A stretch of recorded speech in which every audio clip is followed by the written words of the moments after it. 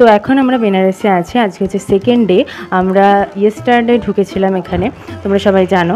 তো আজকে হচ্ছে আমরা গিয়েছিলাম পুজো দিতে, বাবা বিশ্বনাথ আর মা অন্নপূর্ণার পুজো দিতে গিয়েছিলাম। আমরা মোটামুটি সকাল 11:30 নাগাদ বেরিয়েছিলাম। তো সেই সময় খুব একটা ভিড় ছিল না, ভেতরে লাইন ছিল, বাট আমরা ভালোভাবে পুজো দিতে পেরেছি, তো অসুবিধা হয়নি, খুব একটা ভিড় ছিল না। তো এই জাস্ট আমরা পুজো দিয়ে ফিরলাম। তো মন্দিরে কোনো জিনিসপত্র নিয়ে ঢুকতে দেয় না, যেমন মোবাইল ফোন বা ব্যাগ কিছু নিয়েই ঢুকতে দেয় না। তোমরা শুধু টাকা নিয়ে ঢুকতে পারো দক্ষিণে দেওয়ার জন্য বা ওখানে ডালা কেনার জন্য। ডালাটা বাইরে থেকে কিনতে পাওয়া যায়, তো ডালা কিনে ওই দোকানেই ন্যাচারালি জুতো জিনিসপত্র সমস্ত কিছু রাখার ব্যবস্থা থাকে। বাট আমার মধ্যে যতটা সম্ভব জিনিসপত্র যে হোটেলে থাকবে সেখানে রেখে যাওয়াই ভালো। আমি যেমন সমস্ত কিছু রেখে গিয়েছিলাম, ইভেন ফোনটাও নিয়ে যাইনি, তো তাতে সুবিধে হয়, ওইসব রাখার ঝামেলা থাকে না। শুধু জুতোটা হচ্ছে আমরা রেখেছিলাম, আমরা যেই দোকান থেকে ডালা কিনেছিলাম পুজো, তো সেখানে রেখেছিলাম।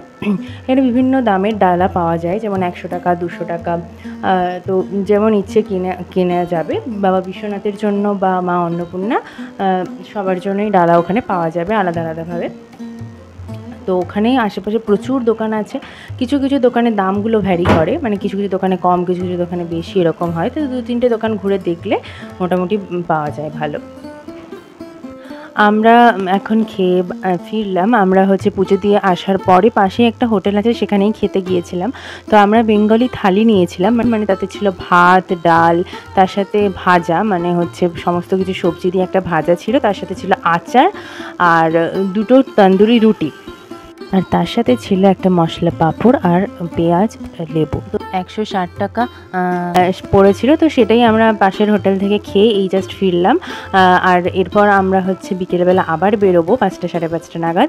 তো কোথায় যাচ্ছি, কী কী করছি সব তোমাদের সাথে শেয়ার করবো, তো দেখতে থাকো। এই হচ্ছে বেনারসের বিখ্যাত পান, যেটা ছিল 25 রুপিস। তো অপূর্ব সুন্দর খেতে ছিল। ওখান থেকে বলে দিয়েছিল যে 20 মিনিট মুখে রাখলে তারপর চেবলে নাকি ভালো স্বাদ লাগে, বাট আমি 10 মিনিট মতো রেখে তারপরেই চিবিয়ে নিয়েছিলাম, তো অসুবিধা হয়নি। তো আমরা এখন রেডি হয়ে গিয়েছি, আমরা যাচ্ছি হচ্ছে দশাশ্বমেধ ঘাটে নৌকোবিহারে। তো আমরা এখন বেরিয়ে পড়েছি এবং চলছি গোধুলিয়া চকের ওখানে দশাশ্বমেধ ঘাটের পথে।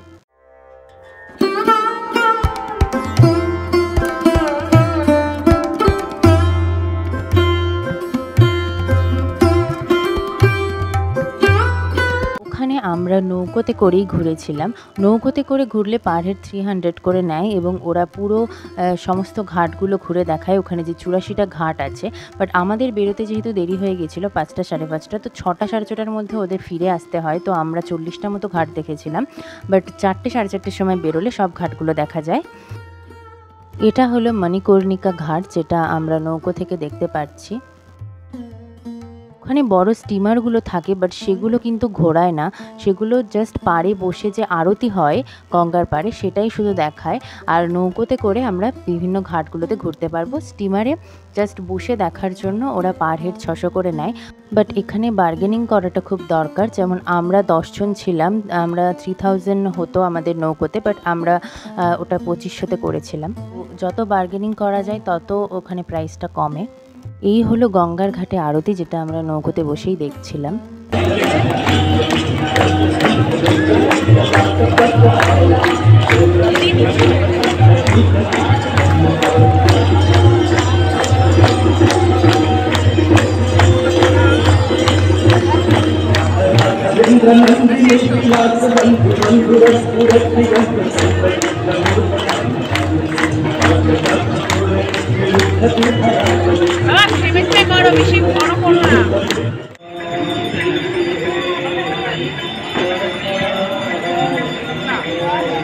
তো 20 টাকা করে এই প্রদীপগুলো আমরা কিনেছিলাম মা গঙ্গাতে ভাসানোর জন্য। এগুলো নৌকোতে উঠলে ওখানেই বিক্রি হয়, তো ওগুলো আমরা কিনেছিলাম একটা করে।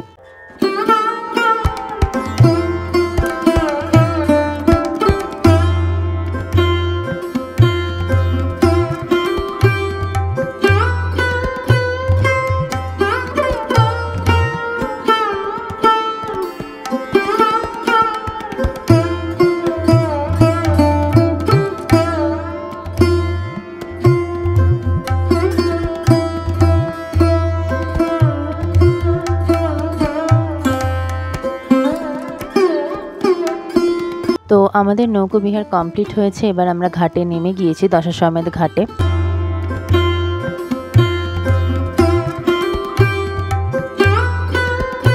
তো এরপর আমরা এখানকার বিখ্যাত চাট ভান্ডার কাশি চাট ভান্ডারে চলে গিয়েছিলাম। তো এখানে তোমরা দেখতে পাচ্ছ যে বিভিন্ন চাটের যে প্রাইসগুলো আছে।